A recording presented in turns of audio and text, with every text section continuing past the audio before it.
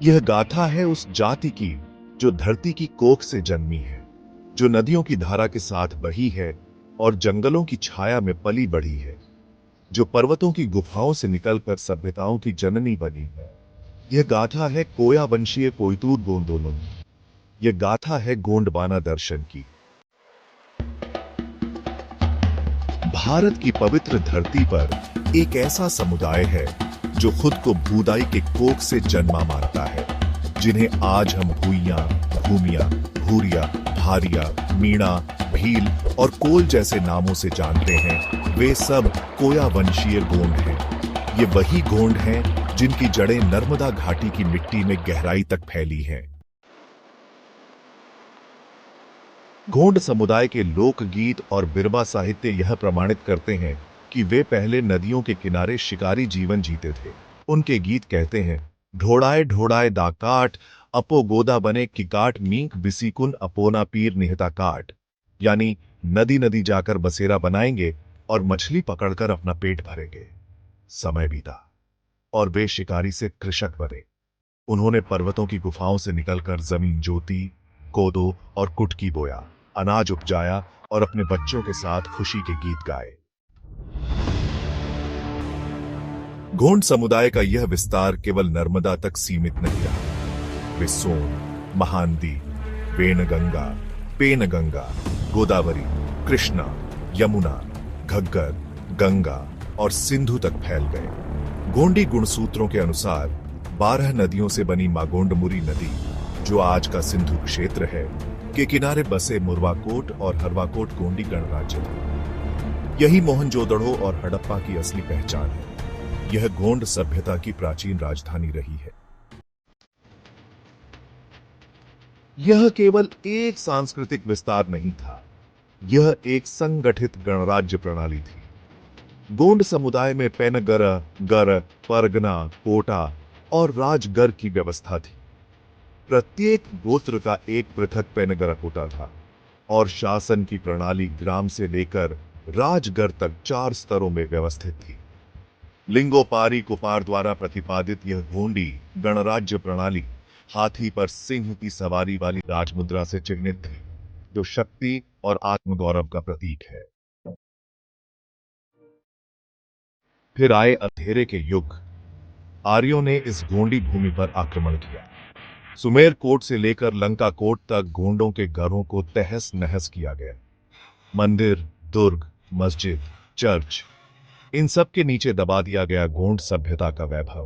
गोंड समुदाय को विस्थापित किया गया, उनकी भाषा छीनी गई, उनकी संस्कृति मिटा दी गई, परंतु मिटाई नहीं जा सकी उनकी आत्मा, जो अब भी पहाड़ों, नदियों और पेड़ों में गूंजती है। आज गोंडवाना फिर जाग रहा है। अपने इतिहास को पहचान कर, अपनी अस्मिता को सहेज कर, गोंड समुदाय फिर खड़ा हो रहा है, अपने धर्म, संस्कृति और स्वाभिमान के साथ।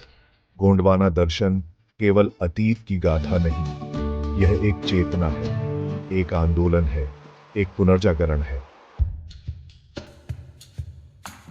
यह संघर्ष है गोंडवाना की आत्मा को फिर से जगाने का। यह यज्ञ है कोया वंशीय गोंड समुदाय के अस्तित्व को अक्षुण्ण रखने का। और यही है गोंडवाना दर्शन का अंतिम लक्ष्य। गोंडवाना केवल इतिहास नहीं, एक जीवित दर्शन है।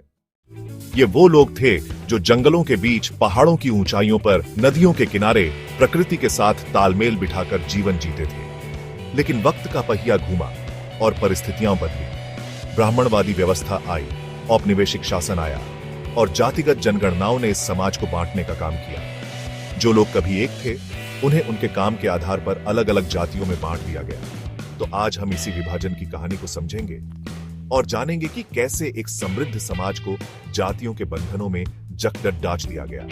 आइए इस सफर पर मेरे साथ चलते हैं। कोयावंशी समाज का एक बड़ेड़ा हिस्सा जंगलों में रहता था। ये वो लोग थे जो अपने जीवन यापन के लिए शिकार करते थे, जंगली फल, कंद मूल इकट्ठा करते थे और जड़ी बूटियों का ज्ञान रखते थे। प्रकृति ही उनकी जीवनदायिनी थी और उसी से वो अपनी जरूरत की हर चीज प्राप्त करते थे। लेकिन समाज के बदलते स्वरूप ने इन्हें जंगली या वनवासी कहकर हाशिए पर धकेल दिया। जो लोग प्रकृति के सबसे करीब थे, उन्हें सबसे दूर कर दिया गया। क्या यह नाइंसाफी नहीं थी? जैसे जैसे समय बीतता गया, कोयावंशी समाज का एक हिस्सा खेती करने लगा। अनाज उगाना, भूमि को जोतना, ये उनके जीवन का अभिन्न अंग बन गया। लेकिन यहां भी उन्हें बराबरी का दर्जा नहीं मिला। खेती को शूद्रों का कार्य बताकर उन्हें नीची जातियों में रखा गया। जो लोग अन्नदाता बने, उन्हें समाज में सम्मान नहीं मिला। क्या यह विडंबना नहीं है?